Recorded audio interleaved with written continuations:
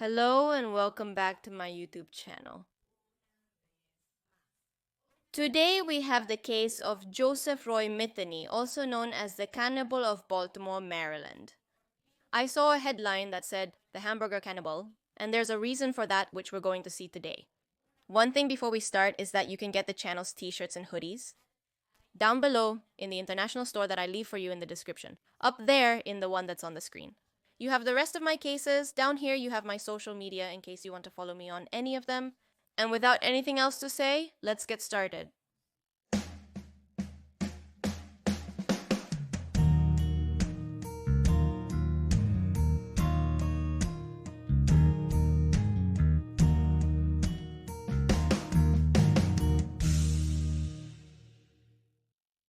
He was Joseph Roy Mitheny, born on March 2nd, 1955 in the United States. Spending most of his time in Baltimore, Maryland, Mitheny's lawyers, once he was already on trial, said that he had been neglected by his family when he was just a child, that his father was an alcoholic who died in a car accident when he was only 6 years old, and that his mother had neglected her 6 children. While she worked double shifts outside the home, Mitheny said that his parents often sent him to live with other families, in what he himself described as something similar to foster homes. Miss Denny also falsely claimed that her mother was dead. Her mother is still alive. She said they were somewhat poor and that she had to work hard as a waitress and food truck driver. But she had given her children a normal family life, and the kids had never gone hungry or been placed in other families' homes. As Miss Denny, she said that Miss Denny was an above-average student, always polite and essentially a good person. Basically, she contradicted everything her son said, claiming that he was intelligent and had a good childhood. Miss Denise joined the United States Army when she turned 18 in 1973. Her mother said that she had served in Germany, although she claimed that she had done a tour in Vietnam and had become addicted to heroin, while she was in an artillery unit there. Her mother, however, said she had no memory of her serving in Germany, and the circumstances of her service were later reported as unverified in press reports. That is, Jo Mitheny lied again and no one really knows where she was during that time, or which parts of her story, the story she tells, are true. Mitheny rarely communicated with her mother after joining the army. "With all that I've told you, the truth is I don't know, and I can't assure you where all the evil you're about to see comes from." Maybe his mother lied and he really had a hard time. Or maybe he was abused by someone she had no idea about during his childhood, or maybe he was just a bad person. Because this case is incredibly cruel and disgusting. Ironically, Miss Denny was known as Tiny, or Little One, in the 1990s. It makes sense since he was very tall, had a large build, and was also overweight. At the time when all of this started to happen, he had been spending time in bars, living with groups of homeless men in makeshift camps south of Baltimore, and spending almost all his money on various kinds of illegal substances. However, he had a steady job as a forklift operator, and he was described by most people who knew him as an intelligent person, a well-spoken and very polite man.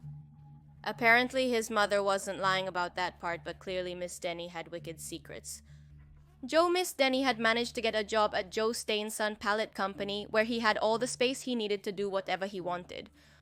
By this I mean that she had insisted to her boss on living in a one-room trailer on the company grounds, which were quite large. It was fenced with barbed wire and had a wooded area next to it, perfect for a criminal of her caliber. Also, Mitheny had a fixation with prostitutes. One of the additional benefits Mitheny had at the factory and storage yard was her side business. In addition to operating the forklift and taking care of a few other things, Mitheny made meat or roast beef sandwiches and sold them from her trailer, which was located right at the entrance of the huge fenced yard. There, she could feed the workers at the place, and also people who happened to pass by. Basically, she made meat sandwiches or hamburgers, and as I said, people saw her as a pretty normal, calm, and intelligent person, so probably no one expected what happened next. Apparently, one of these customers said at some point that the meat tasted strange, but Miss Denny insisted it was because it wasn't beef, it was pork. It turns out there's not much difference between pork and human meat. According to him, at one point in his life, he decided that all these things would be useful to him someday. Although, as I said, I can't be sure whether it was all just a coincidence that benefited him, or if he had planned to look for a job like that to have the space he needed. What we do know is that he insisted to his boss that he be allowed to live there, and his boss agreed because he thought it would be a cheaper way to have security. And with the appearance of this man, nobody would want to come near. And while no one expected it, Joe Metheny murdered Kathy Ann Magaziner in 1994. She was a 39-year-old woman who had been convicted of prostitution. He buried her body in a shallow grave at the factory site where he worked. That body would remain there for more than 2 years. Later, he said that he had strangled her and that he dug up her skeleton 6 months later. He put her head in a box and threw it in the trash. Miss Benny was tried for murder in a different case in 1995 for allegedly killing Randall Brewer and Randy Piker with an axe at a camp where homeless people usually lived, under the Hanover Street Bridge in Baltimore. There were disputes involving rival groups of homeless people, and one of them, Larry Amos, stole the murder weapon and used it to kill another person. Everett Dowell. The bodies would not be discovered until August 2nd, 1995, the same day Dowell was murdered. Amos was arrested and charged with first-degree murder and pleaded guilty to the lesser charge of manslaughter. He was released after serving 1 year and 9 months of an 8-year sentence. Obviously, Miss Denny had been involved in all of this. However, a jury concluded in July of 1996 that there was not enough evidence to convict him.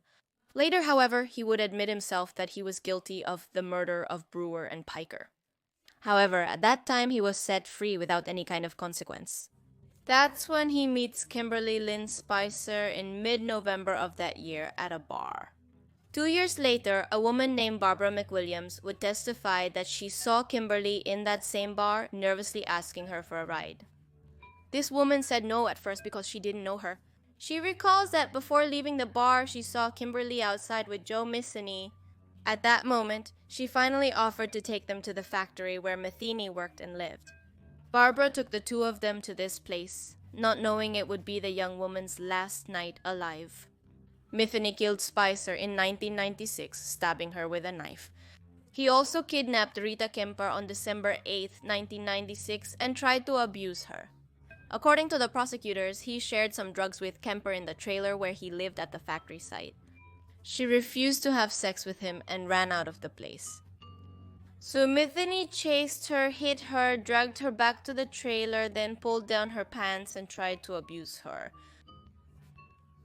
Kemper would later say that he had tried to kill her, saying, "I'm going to kill you and bury you in the woods with the other girls." She escaped through a window of the trailer and ran to the local police officers to tell them everything that had happened. Miss Denny?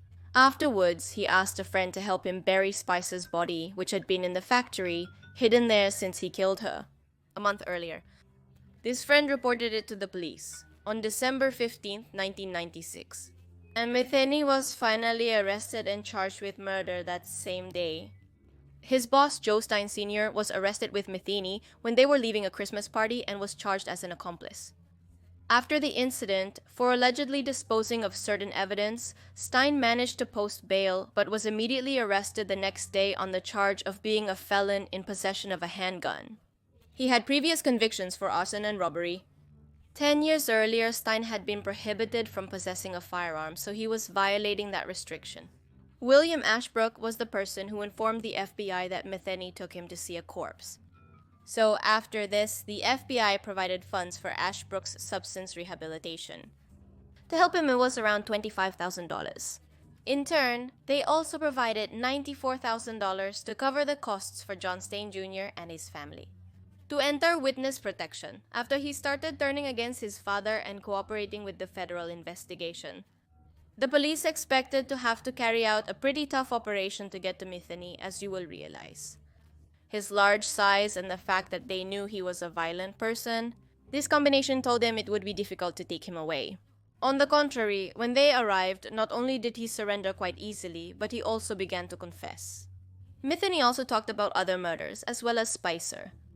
He led the police to the shallow grave where he had reburied the decapitated remains of Magaziner, and much of the skull was missing, but the police were able to identify Magaziner from dental records.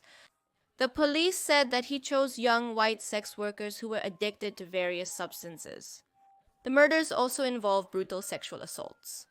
During his confession, he also admitted to killing 3 other prostitutes along Washington Boulevard in Baltimore, although there was no evidence for most of these crimes aside from his confession.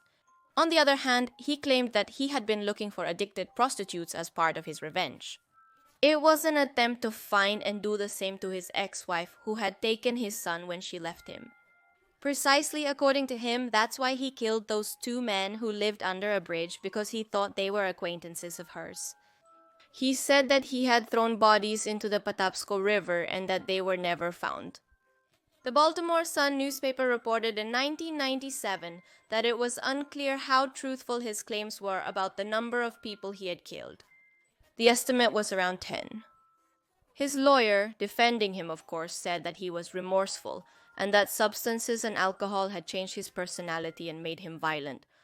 What disgusted people watching the case the most wasn't just that he killed, but what he did afterward. And probably the reason why you're watching this video now. A way for him to erase the evidence and do 2 things at once. It was to preserve the meat and prepare it in his trailer to give it to his co-workers and to the people who passed by if they wanted to buy a hamburger or a sandwich.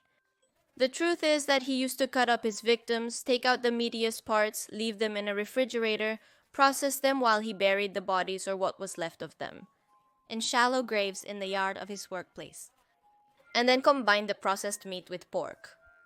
There then he prepared the food. It should be clarified that he didn't do this with all his victims, but it is something he started doing after the 3rd or 4th one. Did he think it was a pretty effective way to do 2 things at once, like I said before? And it seemed, according to what he said, that he enjoyed the fact that people didn't realize they were eating humans. The truth is, considering how he killed the people who were under the bridge, it's hard for me to believe he hadn't killed before. Therefore, the victim count is very imprecise. He did it apparently with such ease and got rid of the bodies. So easily that it's very striking that it was the first time he had killed people. But, well, we'll probably never know what the truth is. Finally, he was tried in 1997 in the Kemper case and sentenced to 50 years for kidnapping and attempted sexual assault. He was acquitted of attempting to murder her. At first, he was sentenced to death in 1998 for the murder of Spicer. At his hearing, he said that he committed murders because he enjoyed it, that he used drugs while doing it, and he had no excuse for his behavior. That he actually did it simply because he enjoyed it in August of 1998. So, he pleaded guilty to murdering and robbing Magaziner, and the prosecutors also requested the death penalty in that case. However, he received a life sentence unanimously from the jury. His death sentence was overturned in 2000, and the sentence for Spicer's murder was reduced to life without parole. And so he spent the rest of his life in prison. As an extra fact, he was so big that regular handcuffs didn't fit him.